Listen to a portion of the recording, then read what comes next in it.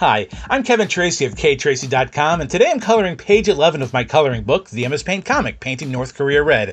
Every week I'm coloring one page and posting it up on KTracy.com to offer the story as a free webcomic.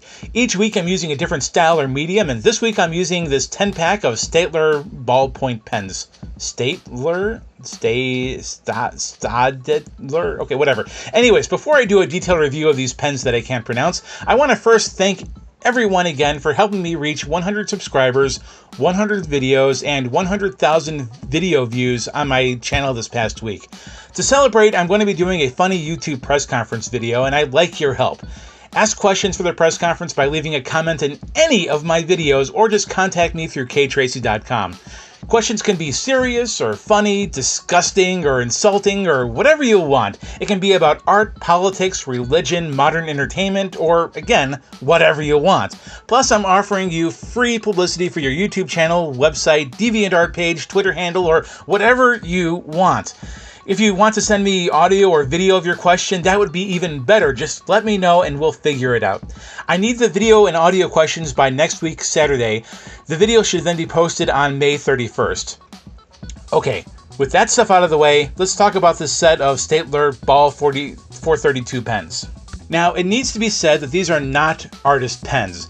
These are ordinary ballpoint writing pens made slightly extraordinary by the unusual color palette of orange, red, pink, purple, blue, light green, green, brown, and black.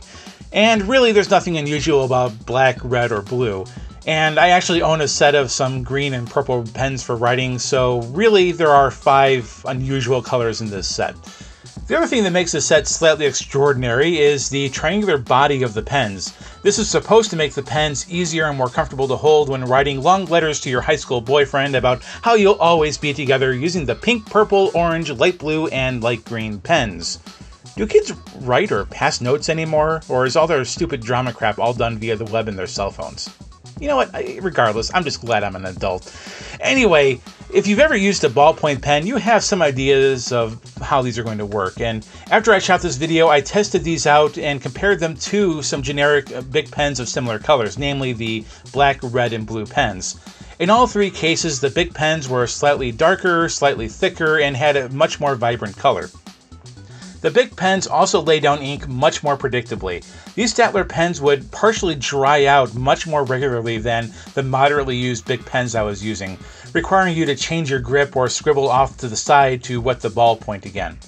And while the triangular grips are supposed to be more comfortable and easier to hold, rotating them in your hand is considerably more difficult, making the design somewhat self-defeating for pens that need to be rotated in your hand to ensure you're not getting dry spots. And you'll notice earlier that I said that the triangular grips are supposed to be more comfortable.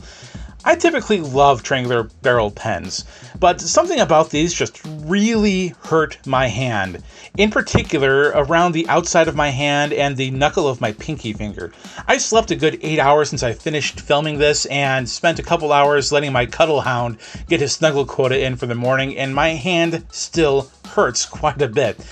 The pain started in the first 15 minutes of me drawing, and by the end, the pain was just excruciating. If I had to take a guess, I would say the problem is likely the result of either how narrow this pen is or the lack of a cushion grip. Now, all of the triangular pens and markers I've used in the past are ever so slightly girthier than these. They also have rubber grips, ensuring that they stay still in your hand without needing to grip the pen with an incredible amount of pressure. These are not only thinner, but made with a glossy, slick plastic. You'll notice that most cheap Bic pens have a matte look and texture to them, while these are glossy. And that matte texture for the Bic pens isn't much, but it does provide a small amount of grip that a glossy plastic barrel like those on these Staedtler pens simply can't provide. And when you do see those glossy barrels, they almost invariably come with a rubber grip. Now, it's worth stating that I am 6'6", and therefore I have larger than average hands. So when a pen is made slightly thinner than normal, it's more likely to bother me than most of you puny short people. And compared to a drama queen 12-year-old girl passing notes in her English class, my hands are just downright gigantic. Okay, so I'm not bringing up annoying girls again because I had some sort of traumatic childhood experience. There's actually a point I want to make here, and that's the market for these pens. As you can tell from the packaging, these pens are not exactly marketed to teen and preteen girls. I mean, they look like they came from an office supply catalog at IBM. And you might be thinking to yourself, what would an employee at IBM want with a pink pen, aside from stealing it from work and giving it to his daughter? But I would counter with, what teen or preteen girl would want a ballpoint pen? Look, they might annoy the piss out of me, but I'll be the first to admit that my handwriting looks a whole heck of a lot prettier when I write with a gel pen.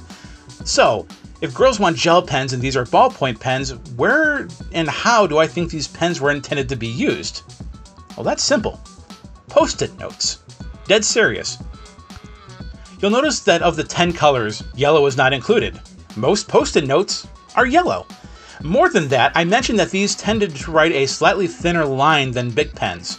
Where would that be helpful other than on a small Post-it note where space is limited? I know from my previous jobs that writing legibly in a small font with gel-based pens is just incredibly difficult on a Post-it note. These would make it even easier than your standard Bic pen. And these hurt my hand after 15 minutes of use and don't have that great of a grip. But I don't think I ever spent more than 5 minutes trying to write a Post-it note. Now, the colors like pink, light blue, and light green might seem kind of unprofessional. Granted, that's true. But there are professions such as teaching where bright colors might be helpful. Plus, I used to work as an electrical designer at an engineering firm, and if I needed a Post-it note to reach my engineering really get his attention, or if I thought they were just blowing me off, I know that writing a Post-it note with bright pink letters would definitely get their attention. Maybe draw some hearts on there too for good measure, and next time they saw me, they would immediately crack a smile, and I would know that they saw my Post-it note. For any other application, a cheap Bic pen would undoubtedly be better. Now, with that said, I've always been somewhat frustrated that Bic never bothered to sell green pens like their red, blue, and black offerings. When doing markups on these engineering drawings, red, blue, and green were all very important colors to have. I went out and bought a set of green and purple gel pens just because I didn't want to use green pencils with red and blue pens. It just looked tacky and it just didn't stand out as well as a pen would. The dark green pen in here would have matched nicely with the Bic red and blue pens that I was using.